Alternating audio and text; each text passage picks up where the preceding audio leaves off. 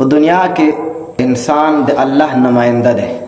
ګوره کله کله داسې وي څوک د بل چا په لاس کې وي، لکه هغه حکومتونه چې هغه د پردیو په واک او په تر لاس لاندې وي، نو دغه حکومتونه خود مختاره نه وي. دوی چې کومه فیصله صادروي، کوم حکم صادروي، تر څو چې دوی ته د دوی چې کوم حکمران دی هغې ورته فیصله نه وي لیږلی، دوی فیصله نشي کولی. لکه پخوا چې هندوستان د انګریزانو تر مستعمرې لاندې و، نو په هندوستان کې به هغه فیصله چلیده کوم چې په برطانیه کې په لندن کې کومه ملکه فیصله صادروله. خو کله کله بیا دې ته دومره هم واک وي د باچا ته، کوم چې دا خپل سړی د وطن سړی خلکو پاچا کړی وي، نو هغه هم د حالاتو د لیدلو مطابق او د خلکو د روش او د رویې مطابق هغه هم کله کله ځینې هغه فیصلې چې هلته نه ورته رانشي، دا په خپله هم ځینې فیصلې کوي. همدغه رنګ انسان د الله رب العزت نماینده دی. انسان به په ځمکه کې هغه قانون جاری کوي، هغه حکم به جاری کوي، هغه نظام به جاری کوي چې کم ورته برنه الله کم قانون را لیږلی. د الله په قانون به فیصله کوي، د الله قانون به عملی کوي، د الله په قانون به ځان برابري، ولس، ټولنه، د دنیا خلق، دا به د الله د قانون مطابق برابري.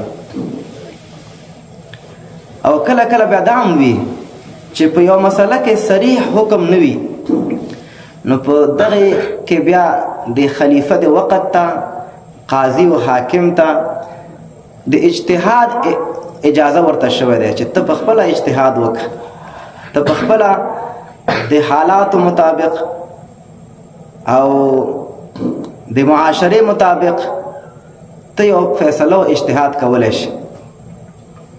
نو همدغه رنګ انسان د الله نماینده دی په ځمکه، دا به د الله دین د الله په ځمکه باندې نافظوي.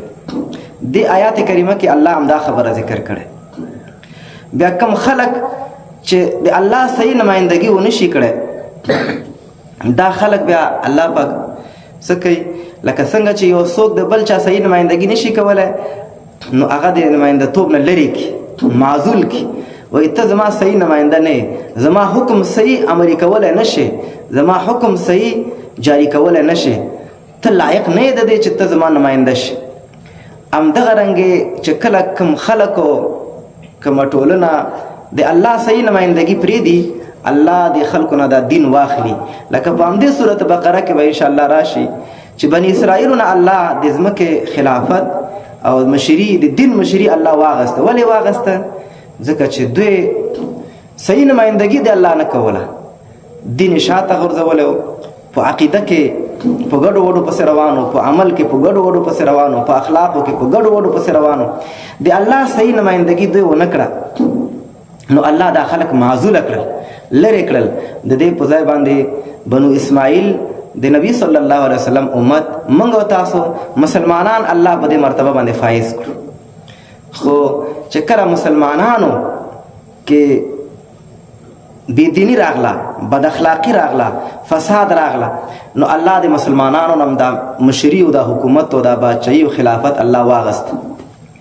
څومره کلونه کېږي چې په دنیا کې خلافت، عثماني خلافت ړنګ شو، 100 کاله څه د پاسه کېږي، 120 کاله شاوخوا مسلمانانو نه الله د دین مشري واغست، مسلمانانو خلافت الله واغست.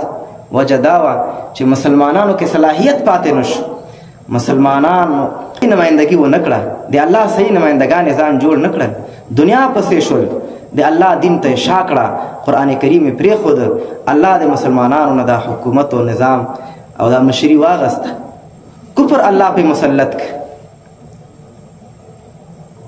مسلمانان مستعمره شول، مسلمانان د کفارو په لاس کې شول، د دوی د سولې او د جنگ فیصلې د بل چا په لاس کې شو. نو اصل شی په دنیا کې د مسلمان دپاره دا ده چې نظام حکومت اسلامي جوړ شي. د دې وجې نه کفار یو شي نه هغوی یریږي نه، منځونه، روژې، حجونه چې څومره کوي، جماعتونه درته برابروي. په سپینه ماڼۍ کې چې د امریکا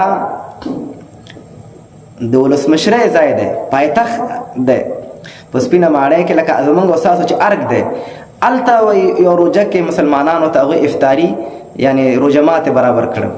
هغوی روژې و منځونه و عبادتونه دې باندې خفه کېږي نه، هغوی په دې خفه کېږي چې چېرته څوک وایي چې زه به د الله دین حاکم کوم، زه به شریعت حاکم کوم، زه به قرآن حاکم کوم، زه به اقتصاد د دین مطابق جوړوم، زه به سیاست او پالیسی د دین او د اسلام مطابق جوړوم، زه به نظام و حکومت د دین مطابق جوړوم. نو داسې حکومتونه هغوی نشي برداشت کولی. جلال بادشاہی ہے یہ جمہوری تماشا ہے، جدا ہو دین سیاست سے تو رہ جاتی ہے چنگیزی. اقبال وایي چې دین او سیاست چې جدا جدا کې دې ته بیا چنگیزي وایي. چنگیز یو ظالم باچا تیر شوی دی، دا بیا اسلام نه دی، دا چنگیزیت دی. چې ملا دې د مدرسې او د محراب او د منبر سره کار لري، حکومت و محکمه و قضا و فیصله و ولایت و ریاست و دې سره د ملا کار نه لري، دې سره د دین کار نه لري. دا چنگیزی فلسفه ده، دا اسلامی فلسفه نه ده. اقبال وایي ہند میں جو ملا کو ہے سجدے کی اجازت، ناداں یہ سمجھتا ہے کہ اسلام ہے آزاد. په هندوستان کې چې ملا ته د سجدې کولو اجازه ده، دا نادان وایي دا فکر کوي چې اسلام خو آزاد دی، مسلمانی دی. شکر دی. کافران د منځ او د روژې او د دې شیانو نه یریږي، هغوی جهاد نه ډارېږي او اسلامي نظام نه ډارېږي چې په دنیا کې اسلام حاکم نشي. ولې چې اسلام حاکم شي هلته امن راځي، هلته بدبختي ورکېږي، هلته برکتونه راځي. نو چې دا راشي بیا د کافرانو ولسونه هم د خپل مشرانو نه بیزاریږي چې دا وګوره مسلمانان په څومره ښه ژوند کې دي، هلته څومره امنیت دی، هلته څومره ښه ژوند دی. نو کافرانو باچایانو ته خطر دی د اسلامي نظام نه، ځکه هغوی برداشت کولی نشي.